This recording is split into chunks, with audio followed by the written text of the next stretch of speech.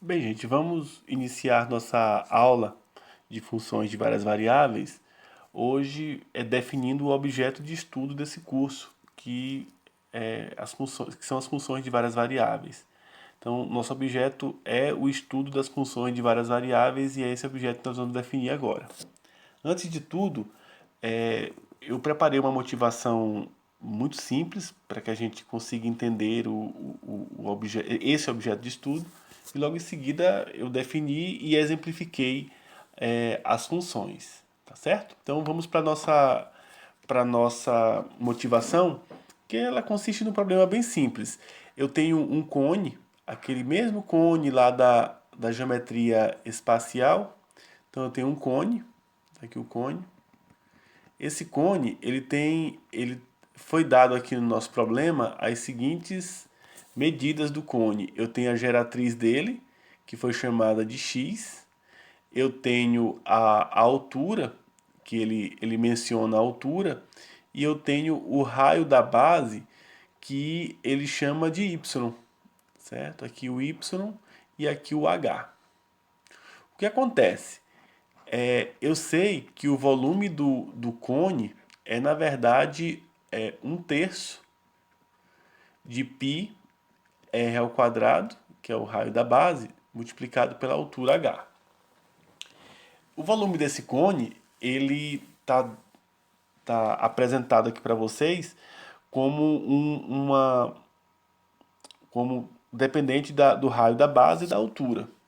No entanto, eu quero fazer uma modificação muito simples. Eu quero definir ou quero apresentar esse cone para vocês de uma forma diferente. Eu quero representá-lo dependendo da geratriz e do raio da base, ou seja, dependendo de x e de y. Para tanto, eu farei o seguinte: eu vou considerar esse triângulo retângulo que eu tenho aqui e vou fazer vou ter a seguinte conclusão a respeito do triângulo retângulo: x ao quadrado é igual a h ao quadrado mais y ao quadrado. Portanto, h ao quadrado é igual a x ao quadrado menos y ao quadrado. Ou h é igual a raiz quadrada de x ao quadrado menos y ao quadrado. O que eu tenho aqui, na verdade, é que a altura desse triângulo ela depende agora da geratriz e do raio da base. Ora, considerando que a altura deve estar aqui nessa parte da minha equação e que o raio da base deve estar aqui, e o raio da base ele é dado por y, então eu posso reescrever essa expressão para o volume da seguinte forma: volume é igual a 1/3 de π que multiplica y ao quadrado vezes a altura, que foi dada dessa forma aqui, ó. Raiz quadrada de x ao quadrado menos y ao quadrado. A conclusão que a gente pode tirar a respeito dessa expressão é que o volume ele depende agora somente da geratriz e do raio da base, ou seja, o volume é uma função de duas variáveis, a saber, a variável x, que é a geratriz, e a variável y, que é o raio da base. Então, eu tenho aqui uma expressão que depende de duas variáveis, que não mais depende de uma variável, como era o caso das funções de uma variável real, que foram objeto do nosso estudo no cálculo de uma variável lá no cálculo diferencial e no cálculo integral. Só para fazermos para conseguirmos diferenciar de maneira adequada, lembrem-se da equação da função horária, desculpa, da função horária para o movimento uniformemente variado. S é igual a SO mais VOT mais meio de AT ao quadrado. Percebam que essa função depende somente do tempo, ou seja, o espaço varia com o tempo somente. Diferente dessa expressão que foi encontrada por último, em que o volume ele depende tanto do raio da base como da geratriz, ou seja, ele depende já de duas variáveis, diferente do primeiro caso. Então, vamos agora com essa motivação que foi dada, é possível dar uma definição para a função de duas variáveis. cabe lembrar que nesse slide, nessa aula, eu vou definir somente as funções de duas variáveis, para que na próxima a gente defina as funções de várias variáveis de n variáveis reais. Então vamos considerar uma função f de um certo A contido em R2, ou seja, de um subconjunto de R2 em R, uma função de duas variáveis reais, ela vai ser uma lei que permite associar um par xy que pertence a A num único número real z igual a f de xy. Ou seja, eu vou conseguir associar cada par desse conjunto A um único z igual a f de xy. Eu devo fazer algumas considerações. A primeira, que A é o domínio dessa função e que aqui ele vai ter essas duas, ele pode ser denotado por df ou d de f. A imagem de f vai ser dada pelo seguinte conjunto: z igual a f de xy, tal que xy pertence a A, em que o A já foi definido previamente. R é o contradomínio de f de xy. Então, no caso do cone, que foi definido anteriormente, eu tenho o seguinte, ó, dado a geratriz, dado uma geratriz e um raio da base, para o cone que eu estou trabalhando, que eu estou considerando, eu vou ter, através desses dois elementos, um volume. Ou seja, a cada par que eu consiga em um domínio pré-definido, eu vou conseguir um volume que depende desses dois elementos que eu defini lá no meu domínio.